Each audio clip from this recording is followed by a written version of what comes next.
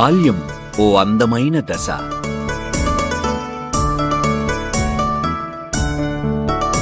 బుడిబుడి అడుగులు తడబడకుండా ఆ అడుగుల చప్పుడుతో మెరిసే చిరునవ్వులతో, చిన్నారుల ఆటపాటలతో వికాస కేంద్రాలుగా అంగన్వాడీలు ఉండాలనే సంకల్పంతో మన గౌరవ ముఖ్యమంత్రి శ్రీ ఏ రేవంత్ రెడ్డి గారి ఆశయాలకు మరియు గౌరవ మహిళా అభివృద్ధి మరియు శిశు సంక్షేమ శాఖ మంత్రివర్యులు శ్రీమతి దనసరి అనసూయ సీతక్క గారి మార్గదర్శకాలకు అనుగుణంగా మన అంగన్వాడీ కేంద్రాలు కొత్త రూపం దాలుస్తున్నాయి.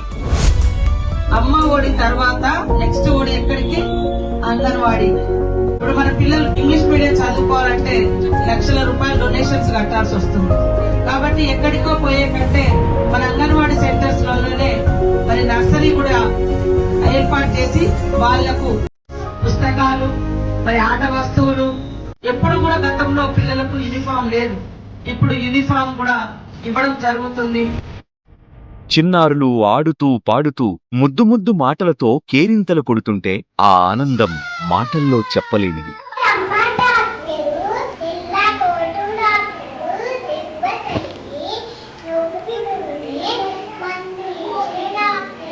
పసిపిల్లలు ఆరోగ్యంగా ఉండాలి, ఆనందంగా నేర్చుకోవాలి అనే లక్ష్యంతో మన అంగన్వాడీలను అద్భుతంగా తీర్చిదిద్దుతోంది మన ప్రభుత్వం.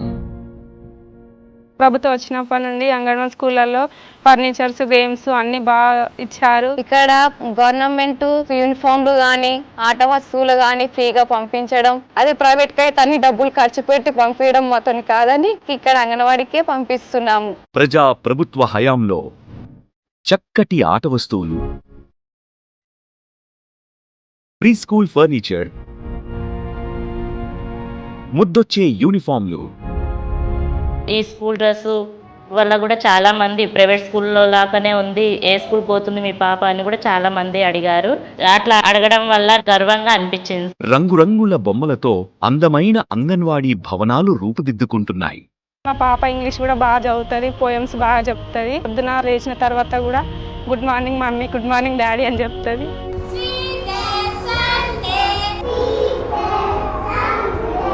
గ్రామ గ్రామాన వాడవాడల్లో ఇదే సంకల్పంతో పిల్లల బంగారు భవిష్యత్తుకు చిరునామాగా మారుతున్నాయి మన అంగన్వాడీలు.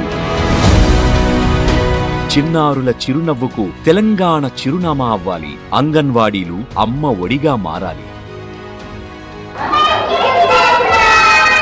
ఇది ప్రజా పాలన, ప్రజా ప్రభుత్వం.